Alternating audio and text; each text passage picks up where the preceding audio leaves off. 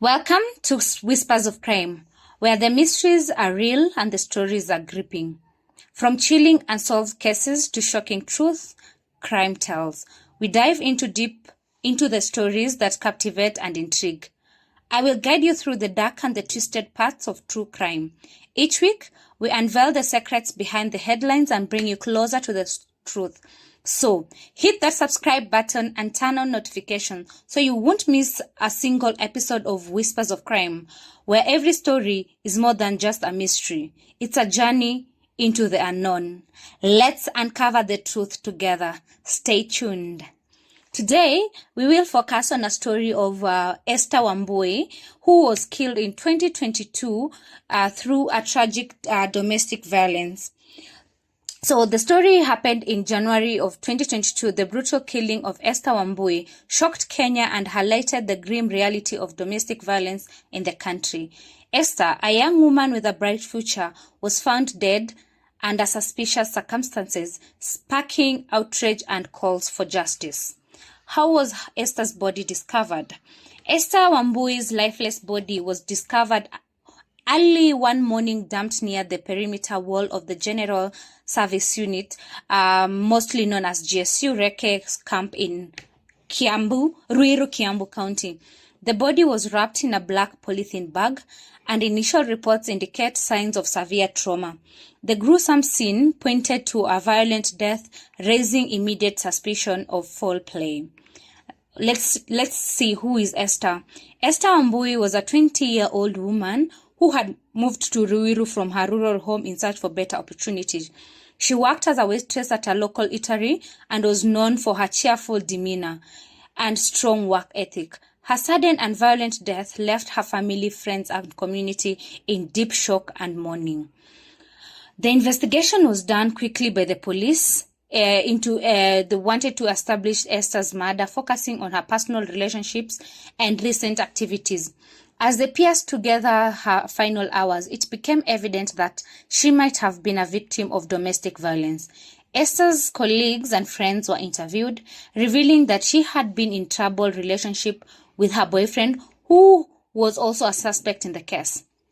The investigation covered a history of domestic disputes between Esther and her boyfriend. Neighbors reported frequent arguments and instances of physical abuse, painting a picture of a volatile relationship that had escalated to fatal violence. Let's focus on this Esther's boyfriend.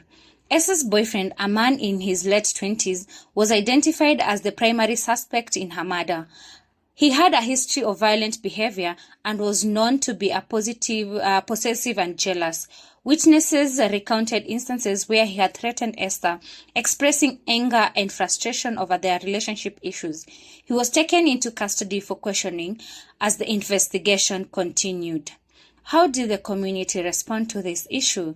The murder of Esther Wambui sparked widespread outrage in the community and across Kenya. Social media platforms were flooded with messages of sorrow and calls for justice.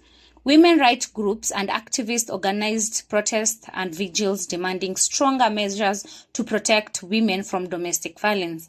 The tragic case also reignited debates about the effectiveness of existing laws and the need for more robust support system for victims of domestic violence. Many called for increased funding for shelters, counseling services, and legal aid for those affected by domestic abuse. What happened later?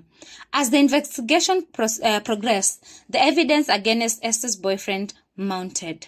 Forensic analysis and witnesses' testimonies pointed to his involvement in the murder. The police continued to build their case, aiming to ensure a thorough prosecution and deliver justice for Esther.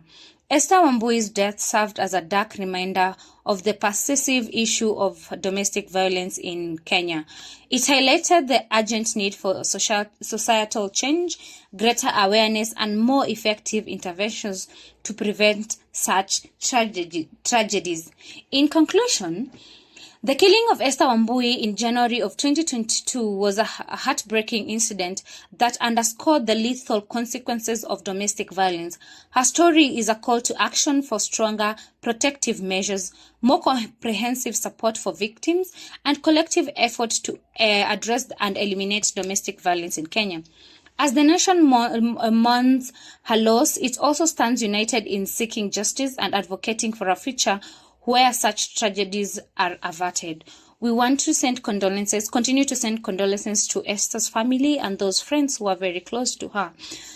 Please remember to subscribe, share, and like, and let me know what do you think about Esther and the domestic violence cases in Kenya. Thank you so much. Bye.